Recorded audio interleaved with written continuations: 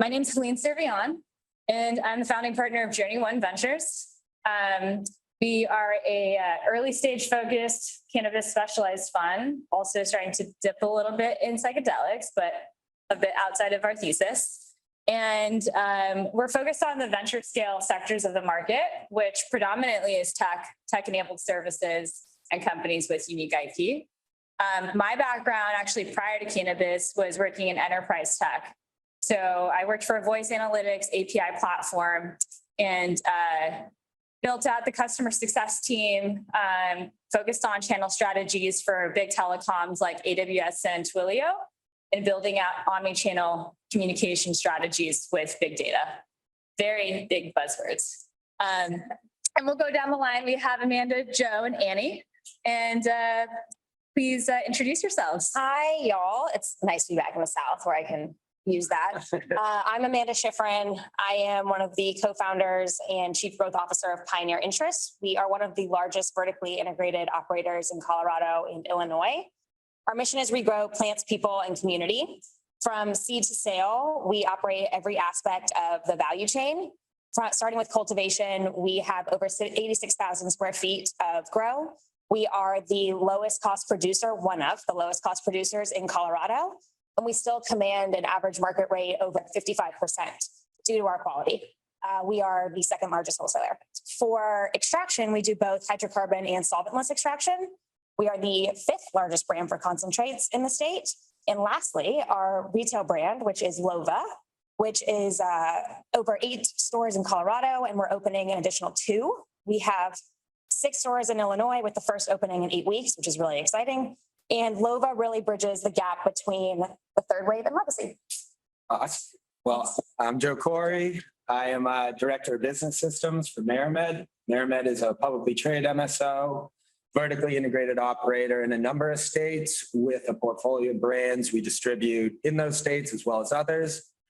So I have been overseeing our tech and software for the last 5 years, from a small consulting group to the vertically integrated monolith we are now.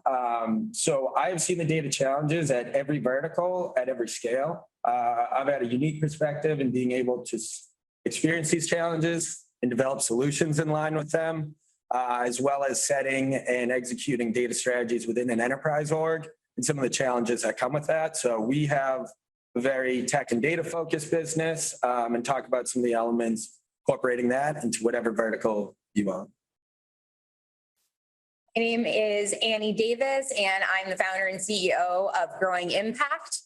Growing Impact is a growth strategy consulting firm serving cannabis operators and ancillary businesses.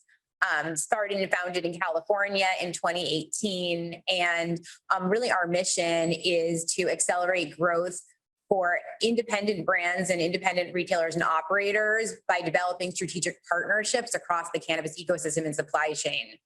So we work with companies everywhere from, independent legacy, farmer from the Emerald Triangle who might be looking to scale their brand and their business into other markets on the East Coast to some of the largest MSOs in the country like Presto Labs.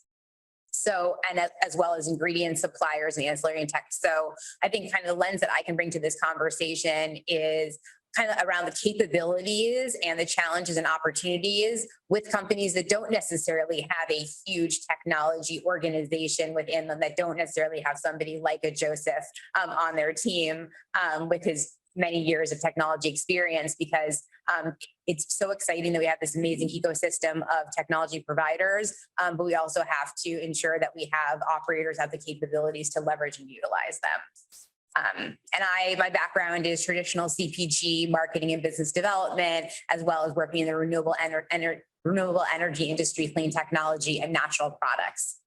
Prior to Growing Impact, I led marketing for several California cannabis brands. So I think Annie nailed it on the head. There's so much to unpack, but at the core, the cannabis industry is a regulated CPG market. And in terms of where we're at with technology and how we utilize it, we're pretty behind. And I think that's because we've had to build a lot of infrastructure from the ground up with regulatory compliance and not be able to use existing tools. So we're kind of in this really interesting world of, is the thesis that cannabis tech is a solution for cannabis companies, or is it a hybrid? And how do we think about through those strategies? So we have our panelists represent very different organizations, vertically integrated operators across many, many states that have different regulatory compliance things to build upon. And let's just talk about the kind of how we even get there, right? Building a data strategy is very contextual to your organization. So what is step one for you in even thinking about how do we even approach this? I'll hand it off to you, Joe. So I can kick it off. Yeah, and I think it all begins with the executives. You need to sit down, and the first thing is you have to define who's accountable for your data strategy, who's the entity within an org that is going to be the one setting this, aligning, and getting approvals. This is where data strategy, though it's technical, it can be sometimes more art than science, where you have to get executive buy-in and you have to contextualize what data allows in the context that an executive understands, which gives you basically, you have to, understand the opportunity, outline some of the resources, but the first thing is executive buy-in. Review what, as an organization, do we want to stand on as advantages? What do we want to stand on as our differentiating entities? And what resources do we have to commit to it? Which, everybody wants to say we have informational advantage, we have data advantage. What does that mean? And that's where I as the data professional break down into what that means in terms of resources, understanding of executive goals, and aligning those goals to actual solutions, and then being able to weigh and get alignment on those solutions with the org as a whole. As an enterprise, there's a lot of opportunity for misalignment. If there was one lesson I could have, it's align, align, align. Align internally before you build, align internally before you contract externally. So I would say it starts with aligning the strategy within executive goals and trying to contextualize it into budgets, resources, benefits. Yeah. And then Annie, from a consulting perspective, let's choose like one case study from one of your clients. And also I know that you work on, data strategy within a marketing lens as well. What's a good example of how you kind of approach the audit and analysis before you go into, all right, what's the plan? Mm-hmm. Yeah, well, I think really similar to what Joe shared, really aligning around like the goal, the problem that we're trying to solve. And I think with some of my clients as an example, I will use my last employer, Flocon, as an example. We're in California, it's a heavily fragmented environment, obviously extremely competitive, and we have limited resources, and that, the resources get more limited by the day. And the lens that I have been coming from is really like wholesale brand marketing and sales. And so really being able to figure out where best to deploy our sales and marketing resources across the entire state, like where to deploy our sales team to, building our list of key accounts, coming up with the data around our competitors and their points of distribution. One tool that we found incredibly useful, just as an example, is pistol data, as a tool to be able to give our salespeople the ability to have data in their hand, in the palm of their hand, that would help them to see where some of our closest competitors were distributed and be able to identify what those price points were and go in and make very tactical, strategic, sales calls and not boil the ocean. And so I think, in terms of the goal there, our goal was, how do we make our sales team more effective and efficient, and really give them really clear marching orders on where to go hunt and where to go fish. And I see a lot of brands kind of flailing around trying to kind of be all things to all people. And the role in this situation around data is figuring out where you have the greatest chance of success and how best you can competitively sell against the other brands that literally are the same thing you are with a different label on the package, to break through the clutter. Yeah. And Amanda, in terms of building out your team, and really being a bit more state specific in Colorado, how did you figure out who to hire? Who handle? I think there should be many panels on hiring. I think that is one of the greatest challenges in any industry, but especially in cannabis, so you have to choose to work in it. So we're very similar. You have to start with the executive team. You have to align your goals. But I want to touch on the operations aspect. So I think from the executive level, you can have these lofty goals of, we're going to solve these problems, we're going to get there. But I think oftentimes, and you touched on it, the programs that we are, and the systems that we currently have don't necessarily let you get there because they're so challenging. And so for us, we look at the executive level, but then we also take that lens of operations and to really see if, can your budtender actually do this, right? Or can your sales rep actually use the tool that you think is so easy, right? And so that's been a new thing for us. We also have a full-time data analyst. So they take, basically every company that you guys can think of, and we use scrapers and we kind of mix and match. And on a very easy level, for retail, we look at average transaction value, daily sales. Yeah. What are your wage dollars? For sales, we do very, very similar things.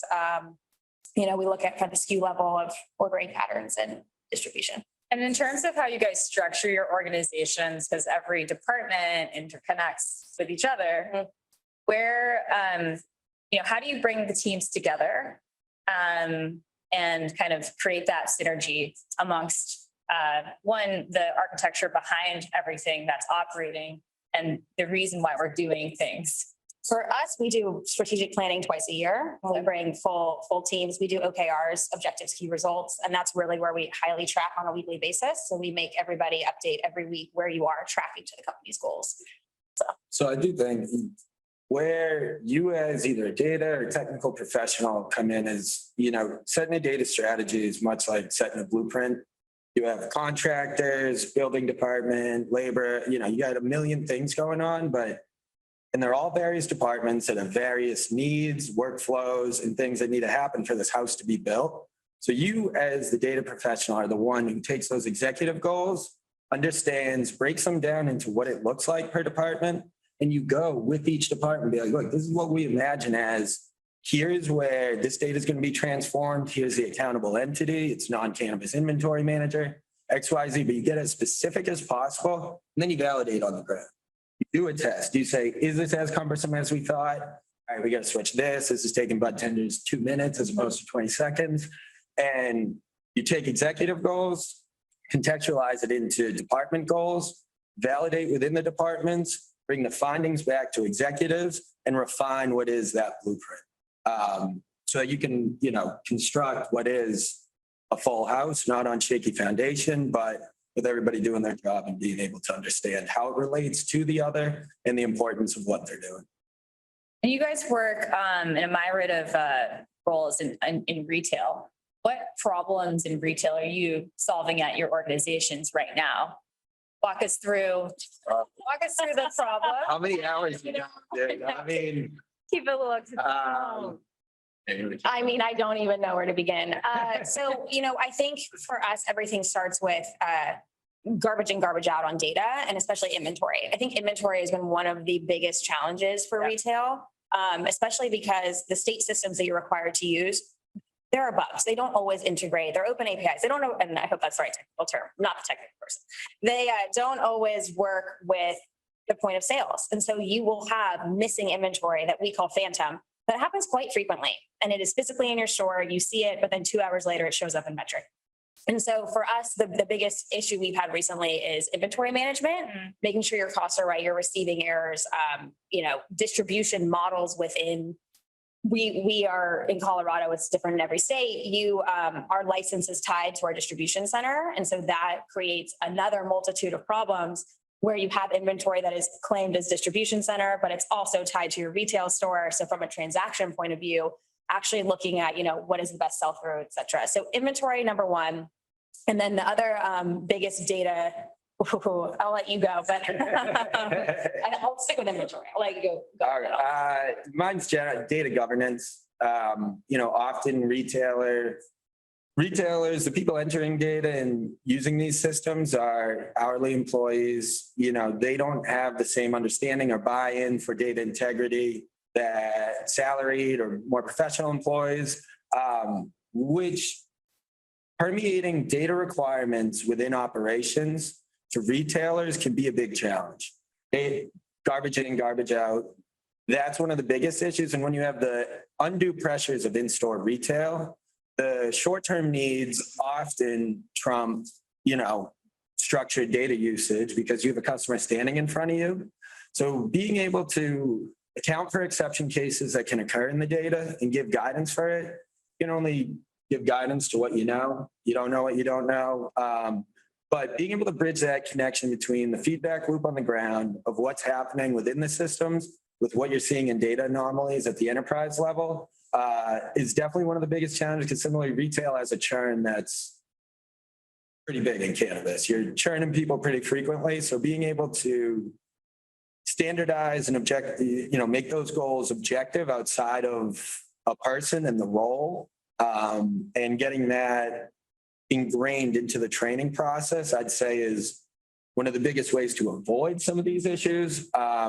But it's a function of resources, which, And auditing for us, it's like Yes. having your audit teams. So posting your centuries, making sure that somebody is looking at all of these things that are supposed to go right, that Yeah. often go wrong. Within the retailer clients that I have worked with recently, we've really been looking at like technology and data as a tool for increasing basket size and driving loyalty. We're talking about churning employees, obviously churning consumers, and I find it really exciting to think about some of the technology providers like Here Today, Happy Cabbage, Alpine IQ that integrate with POS and are enabling retailers to market more intelligently to consumers and have a more personalized interaction with consumers. The better that I feel like my retailer understands me, if they're only serving me advertisements and marketing messaging that really resonates with me, let's say as an edibles consumer, and I'm not getting a bunch of like promos for, dabbables and like infused joints, I'm going to feel more like this retailer is a go-to for me. Like they have a portfolio of products that supports me as a consumer, and I'm going to potentially be more likely to go back to that retailer. So I think some of these like AI and machine learning tools that we're beginning to see more of in this industry, you see that in your traditional retail, left and right. But in cannabis, we're just beginning to scratch the surface of how we can really personalize the customer experience for individual consumers rather than trying to kind of be all things to all people as brands and as retailers. I see, the trend in new consumer tech is amazing, and, own front end UIs like Dispense, the Dutchie Plus product, a number of things that allow you as the retailer to own and develop deeper, meaningful digital customer relationships and experiences. But you will be limited if the data that AI is running on is garbage data. Yeah. Somebody who is an edibles consumer, because the data's poison, you'll recommend a pre-roll. And now that automation makes you look silly as opposed to good. And that's where marrying your data ops with your automations are something that have to be coupled to see the value out of it. And often I see, technology guys wanting to layer crazy cool tools on top of stuff that won't work on the ground, or it's based off running poison data and you're just pissing off consumers. So that is really cool tools require really cool operations and data governance. So you can imagine those two as a couple. That is it in a nutshell. Yeah. I feel like we've talked a lot about unearthing and doing discovery and analysis of like what is the objectives here, and it sounds like there's a lot of frustration. And so let's talk about the ecosystem and like what tools and platforms we have to use today. And I'd love to get your opinion on what's available out there and what's really missing. And because you kind of have to just work with what you have in this sector, right? Like we have to piece together so many things. And you talked about like, inventory management, just like not working, and some of the data companies not having, full view. Walk us through like a specific, challenges and to your organization and how you've kind of had to stitch things together to make it work. So I can kick that up. I think one of the biggest issues is, disparate markets have disparate requirements. One market has this requirement, one market has that requirement. It affects how you treat data, purchase limits, XYZ. And there are a number, cannabis software is iterating at light speed. There's new people daily. And one of the biggest things that we did as an organization to be able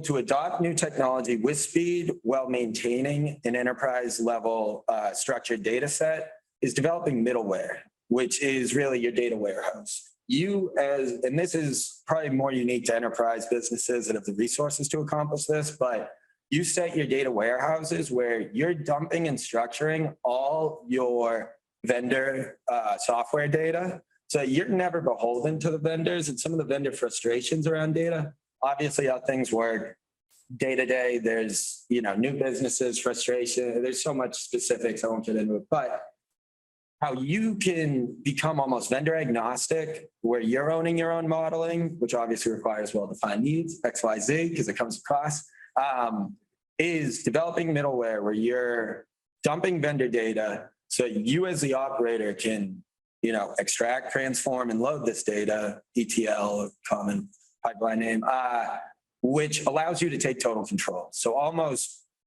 you are able to take the best aspects of vendors that come out that are new. Obviously, there's barriers to training, ensuring it works on the ground. And I would say one of the sticking power in cannabis, getting people without a ton of time and hourly to learn new systems becomes a big challenge, and comes with a whole number of data governance issues that the way to insulate yourself from constant training issues and, 1 foot forward, 2 back, is trying to own the model yourself and extracting all the vendor data, maintaining and structuring it the way you need so that you can plug and replace vendors as needed, as long as their API calls go to the base structure. It's a pretty techie answer. I didn't mean to hit you with one like that, but yeah. In the non-techie answer, which is the exact same answer, but just not with the technical terms, we do that very simple. We get pitched hourly, I think, on something new. And so it is, having to sift through and really choose who you're going to take that time. And quite frankly, it's when a friend of a friend says, please take this call. And you're like, okay, well, I will look at this new company that's pitching me on the same thing of another one. So it seems, right? Yeah. And we as an organization think we have too many systems. And so it goes back to, how do you streamline, how do you simplify, and how do you get them in a room? And there's many of you here who will do that and get on a call with multiple systems together saying, guys, in order for this to work, or gals, I need this to, you guys have to talk to each other and fix the system. Can we double click into the systems that you use? Mhm. And why do you feel like you have too many systems? Because in a dream, do you want me to kind of dive in? So we use Alpine IQ. I love them, and they're our loyalty provider. And but it is really challenging for them and for us with our point of sale system to have a complete integrated. It often just has bugs or things don't work. And so in cannabis, Who are you using for POS now? Dutchy, who I also really enjoy, like them as well. There's just, I'll say all of our programs, there's positives and negatives, and there's just nothing, there's no perfect system out there right now, in my opinion.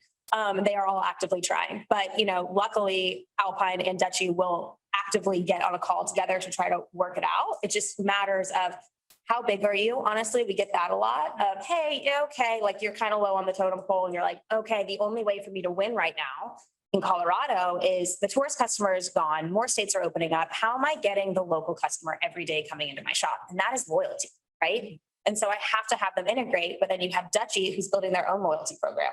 So it's advantageous for them to not integrate with the loyalty provider that we think is the better system because they want you to stay on theirs, right? Nothing wrong with it. It's business. So that's just one example of challenges. Gotcha. I think on the brand side, this is so basic, but it's like consumer insights, just really deeply understanding not just who is your target consumer, but you may have a target and this is who you think that you're messaging to, but it's actually could be a different consumer that's actually buying your product. Obviously there is a range of consumer profiles and so I find it really interesting to think about in terms of collaboration, how can we create kind of two-way communication between brands and retailers in these environments that are not vertically integrated, where we can leverage data and knowledge from the POS systems and those loyalty programs to feed back to your brand partners for their own improving their own marketing and their own product development. And I'm curious, I've actually been somewhat shocked at some of the MSOs that I've worked with at how little it seems like the retail team is talking to the CPG wholesale team to really commingle data from those two businesses. And part of why I actually have taken on some MSO clients is because I was curious, like, what are these vertically integrated operators doing? So since you are both vertically integrated, I'd be curious. Do you leverage what you're learning at retail about your consumer base to feed back to like your organization in terms of product development and brand development? I think that is why we're succeeding, to be honest, is because we actually look at Pioneer as a whole company. And so you take all of that data. Right. One thing to mention is, if you nailed it, is some retailers, some of these tech, you have to opt in to give your data, right? Right. So the data, we take everything with a grain of salt. It's 80% correct because not everybody's opted in. You don't know who is even opted in, right? So you're kind of guesstimating, and I'm talking specifically about like headsets and BDS. But there's also on the wholesale side, you can see patterns and you can see buying patterns and when things that people, buy every 2 weeks or every 1 week. And then you kind of can figure out what you're supposed to do. I think fundamentally, and it's funny because we were talking about this literally yesterday, that the only way to succeed right now is for everybody to work together. And that it is still such a barrier. In Colorado, for the first time, we're actually seeing the big companies start to talk to each other. And it does happen in other states, but I think that is the only way. Everybody has to opt in because the smaller brands aren't even on platforms like LeafLink. Yeah. And so you don't know about them. Yeah, and I would warn against shiny object syndrome. Everybody will sell you the golden snitch. It's up to you to validate what they're selling is real. Many people say, this is completely robust market data and they have 40% market penetration. If you come from a world of statistical significance, anything below 88% isn't statistically significant. So if you're missing 60% of the data, it's on you to kind of call and be like, look, I can take this with the tiniest grain of salt, but I'm missing 60% of the info. And that's where developing your own channels, where like we do all of our brand reporting at retail up to the wholesale brands so they can see sell through, performance, every number of metrics you need to understand how it works at retail. We're in a unique place, being able to own retail as well as wholesale, so you can have access to this data. But if not, get a really good retail partner. Just work with them. Talk to them. If they'd be happy for you to sell more products in their store, you would love to know what's going on the ground. Both of you can win through just a handshake. Let's partner as opposed to be vendor seller. And there's a million ways to get that data. You have to get a little creative if you don't own it. But often the easy buttons, though easy, come with it's a wolf in sheep's clothing. They may have, ulterior motive. There may be other things. Being a tech guy with the capability to build your own, I say, build it, own it as much as possible. It is expensive and requires specialized people, but do qualify everybody and, as an operator, challenge them on their assumptions because often, good operators love the challenge. Bad ones will shy away from the question. That alone will help you understand who is serious and who isn't and keep you from doing shiny object syndrome, popping systems every 2 months because, you don't have a cogent long-term strategy. You're just trying to make stuff work. So slow down, figure out what your actual goals are, assess stuff against it. So I think one thing that you pointed out, Joe, was the need and necessity for middleware. I think it requires a specific type of organization to get to that scale. But what tools do you guys feel like are fundamentally missing in the industry right now, and why? So I think it's a misnomer calling a lot of cannabis tech ERP. If anybody's used NetSuite or any normal ERP, That's great. you're like, this is not an ERP. So I would say, being able to understand your actual needs and say, like, doing a middleware with vendor tech is tough without a data culture because it does take significant investment, and data culture is that tethering entity that everybody's, culture goes towards. So you can ensure it on the ground where, I think a lot of vendors will say they're ERP, but lack aspects of, data reporting across entities, things like turnover, a lot of stuff that comes out of the box outside of cannabis. Obviously, cannabis data is not like any other industry, so there are challenges. but trying to understand what out of industry standards and metrics are used. Trying to either hold your vendors accountable or develop systems to meet that. Because at the end of the day, we're selling widgets. They happen to grow for 12 weeks and have a crazy amount of organic chemistry to it, but you're growing something for X, selling it for Y. And being able to track that, I think, is really imperative to understanding where your profitability is and your opportunities to scale, as well as, attacking new opportunities. I think what's missing is it's at the organization level is the people really talking about what we need, right? And because you have to have that middleware, I'm going to steal this Please. wonderful term for the rest of my life, Please. is you have to have that person who is combining all the data and being able to synthesize it down into a digestible form. So, at the retail level, we make it very easy for the team. They have a daily looker that spits out if it's green, you're doing well, if it's red, you're doing bad. On ATV, which is average transaction value, UPT, units per transaction, daily sales, net margin, and discounts, right? That is all that they can really handle at that level. Then what's that layer up, right? How do you take that and make it even deeper to the C level and then kind of continue there? 100%. Yeah, and Annie, you have like a holistic view of a variety of clients and also working in-house. Yeah. What do you feel like is like the most common challenges that pop up and tools that you're like, it's just like, why haven't we done this yet? Well, I was gonna actually just echo Amanda in terms of like the capabilities within the organization to actually utilize the data that you already have, or even to identify like what other data would be useful in solving these problems. But I think in terms of limitations, another big one is just like we talked about already, cleanliness of data and coverage of data. In terms of being able to really trust what you are getting from, BDSA and headset, that is something that you can be making decisions based upon that. But also, a number of these tools that are a lot of providers that are, scraping data, like how reliable and clean is that also. So, I think actually, I think the total addressable market for a lot of like the tech companies in cannabis today, many of whom are represented here, could be so much bigger if we were to also be developing like the capabilities within our industry and within these organizations to work with these data sources. And so I think there's like a missing piece there, and it's not necessarily full-time hires. Joe and I were just talking about like the opportunity for like, consultants to support this, or like, what is that, kind of ecosystem that solves that personnel problem? As we're seeing companies have to downscale and downsize, and you're operating with leaner and leaner teams, it's all the more reason to leverage data to be more efficient. But if you've literally like just laid off the person on your team that analyzes your data and technology, you can't do that. So I think it's a prioritization in terms of resourcing. Yeah, and I think when you talk about priorities and like, there's so many different elements to how we look at data in an organization. You can have like, the consumer side, brand side, inventory, supply chain. What are you focused on right now? You mentioned inventory management.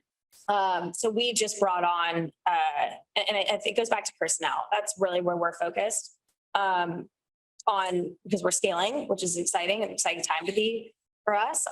So for inventory, I just went straight to the top. So I think at some point when you have so many problems with the systems and it's not working, I just started emailing the COO of Dutchy until they got back to me. I'm saying that, I know I'm not the only person having this problem. Like, we have to work to fix it together. And so I think, unfortunately, you have to have that gravitas and that like, let's just go find and solve the problem. And what they found was like, there's a huge metric cache issue. And so they solved that. So that inventory has been fixed, but sometimes you just have to get it to the escalation level.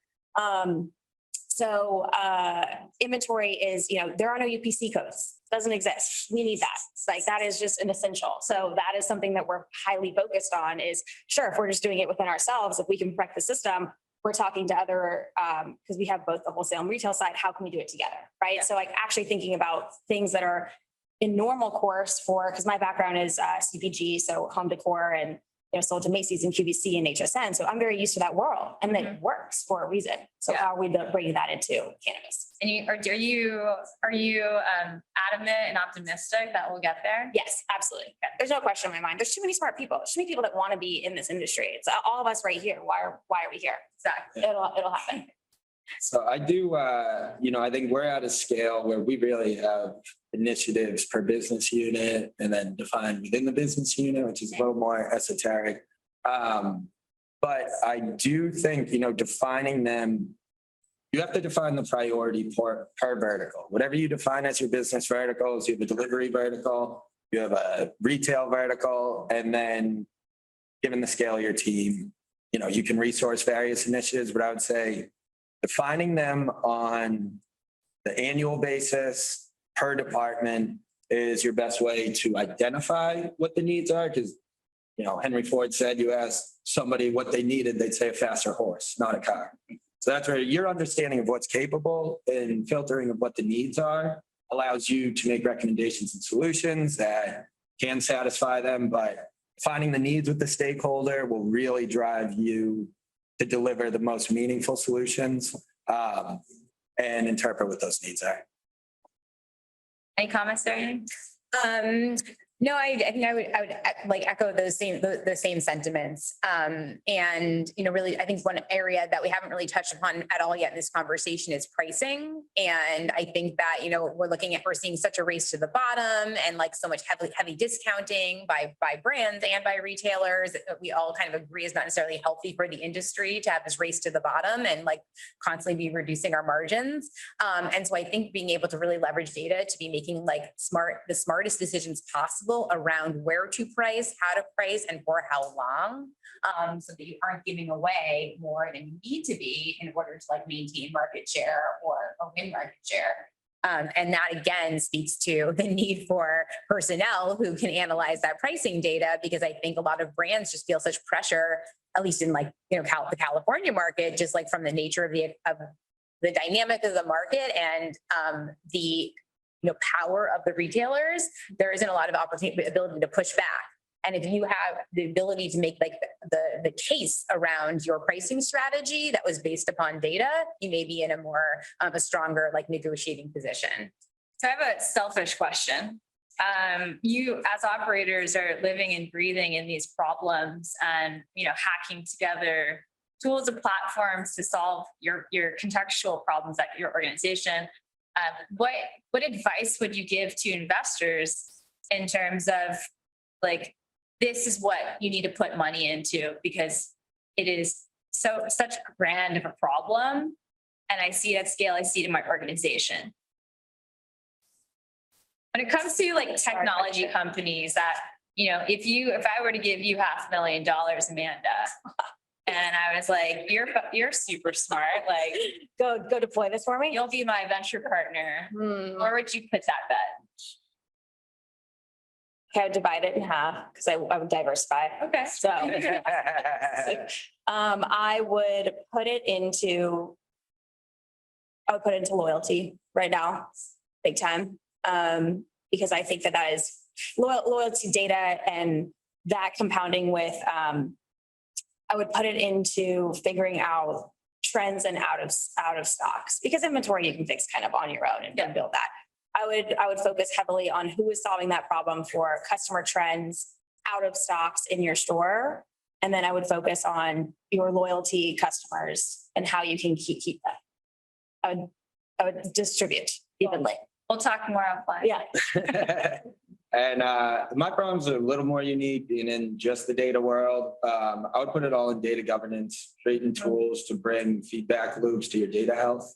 So you can actually understand, instead of just seeing reporting, be like, it's wrong again, being like, all right, we, based off what our standards of data are defined as, this says we're at 70% data health. You can do that by just defining what your data needs are and then querying against it. So, I do, without the analogy again of our house, without a foundation that's good, you can't do machine learning, you can't do AI. Data cleanliness is the ground level, and then you want to get fancy, go from there. But a lot of people put the cart before the horse. trying to do a lot. Well, they have no clue whether their data is even clean, ready to deploy an ML or a number of these tools. So I would say defining and executing data health software to grow. Annie, Dave? And I think I would I would probably deploy it into something around consumer insights. I think there is, as we discussed, like within the existing ecosystem, within all these POS systems, like a lot of data is that we have a lot of available data already. And I think it's kind of speaks to this middleware idea, but like, how do we take the data that exists in our ecosystem today and better utilize it to support the industry as a whole? And I think that's kind of the theme of this, this conversation today and tomorrow, as Ian discussed, is around collaboration.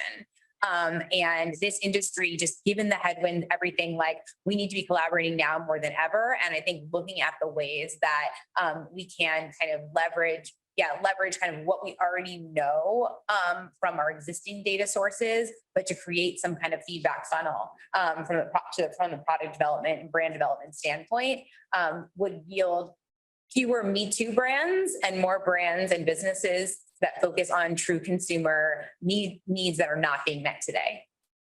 Well, I feel like we did a big download. And so we're going to open up the floor for you to dump some questions on us. And we can just do a little popcorn, just raise your hand. I'm going to repeat the question because we're recording here. So I'll open it up to our audience. Yes. And please say your name, company, and I guess what your company does. I'm Jeremy. I work for Dispensaries. We work in the pharmacy space. I'm really curious about what we said you money for loyalty. I think Alpine's great too. I've used them when I was on the retail side. I definitely feel like there's something missing. It's like, what is missing in your end that you feel? What data are you not seeing on the loyalty side that you want access to that you don't have right now?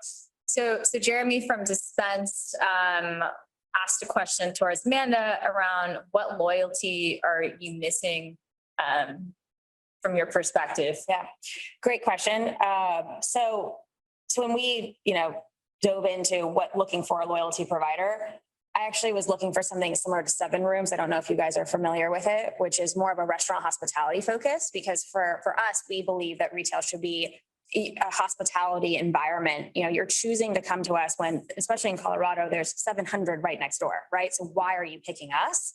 And that's because we're treating you the right way. The aura is there when you walk in, the smell is right, the music is at the right tone, et cetera. So for loyalty, what we're really missing is for the bud tender, and they know this and are actually trying to work on it, but that's where the communication with both providers have to work together.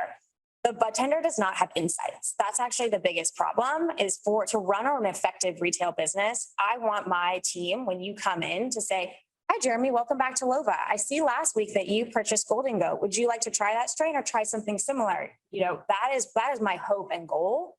And that's how we should be operating, right? Welcome back. I see you're a platinum member. You have this perk today or this perk this month. We're inviting you on a tour of the grow. It is virtually impossible for our team at the hourly level, and you mentioned turnover, that is a thing, to actually have that in real time. So for me, that's the number one thing we're trying to solve for, because back end data we can assess and analyze and figure out. It's not the front end that I'm really struggling. Yeah. Yeah, I think tying your back end to your front end is imperative. You need to, your customer, and I'm pretty myopically in digital, but there are even customers like myself. I hate concierge type. When I walk into a dispensary, I place my order online. I know the weed. Yeah. Don't bug me. Please leave me We alone. call you the fuck office. That's exactly who I am. If anybody asks me here, I qualify. Like we at you. Yeah. Leave me alone. Which, my whole experience is dictated by the digital, the front end. And, being a tech guy, I'm used to good front end experiences, and be able to deliver your full customer info to them through front end, including these elements of previous, past history, is imperative for creating scalable channels that don't require personnel to scale. As delivery becomes a bigger footprint, as well as, say, safe and federal goes, you could see this moving to much more model of just like Amazon. You order, the warehouse brings it, retail. I don't want to scare anybody, but retail could just become a warehouse. And all of a sudden you've built these processes for a concierge client that ceases to exist.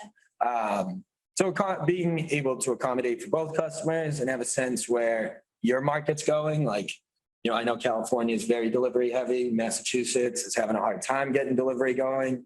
So As well. yeah, being able to assess that and set yourself up. And on that note, I think from loyalty on the front end side, it's on the online side as well. Because having that bridge, because it doesn't show anything for them Yeah. on where their loyalty is, what can they check out? I agree entirely. E-commerce is a whole nother subject. Yeah. Say, yeah, I'm like on the personalization. Yes, like that amazing concierge experience in person, the dispensary, Amanda, like that is definitely like, kind of an aspirational goal. And I think it's probably even more quickly attainable in the digital e-commerce experience because of the ability to leverage AI and machine learning to be able to deliver recommendations to consumers, in that e-commerce experience, but also just even like personalizing their the homepage of delivery of the e-commerce experience for them. Just like when I go to Netflix and it's not showing me a bunch of shows that I have no interest in, it's only showing me recommendations of shows that I might have interest in based upon my past purchase experience. Yeah. So for somebody like Joe, yeah, he knows what weed he's going to buy, but maybe like there's a strain that has a very similar terpene profile and cannabinoid content to the strain he purchased last time from a different brand.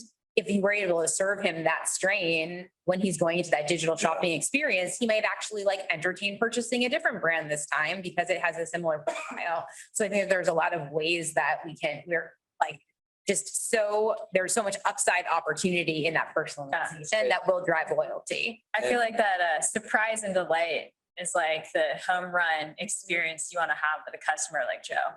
So, yeah. All right, do we have time for another question? All right, name and company. Yeah, Matthew Shifrin, also your interests. Okay. CEO, she picks out the pants, I wear them, but. Nice. So. Nice relationship. We've been pretty close in Colorado to developing a real spot pricing model based on daily plant count and quantity sell through and everything. The problem is though, the data is 6 months in arrears, right? So trying to work with the Department of Revenue to say, you have the data, it exists there, it's current. Can you, give it to us now in real time? And I can, as Amanda mentioned, work the second largest wholesaler of flower. We can better dictate price based on supply and demand. Have you had success in other markets working with government agencies? Yeah. Okay. Bureaucracy is, you'll bash your head into a wall before they give you that data set. So I would say, go the route of, look, don't try to fit a square peg through a round hole. Government will never move fast. Data moves at a speed that government never will. Get partnerships with the biggest retailers. Kick them a percentage on wholesale or something. Say, give me your data access. Let me read it in from the tab as opposed to having to wait with this data delay. And try to backfill it yourself. And if with a retail footprint, you can obviously trend it, and then enrich it with other retailers that you can get a sizable partnership. Because, if you can get 60%, you're doing better than some of these data companies. Yeah.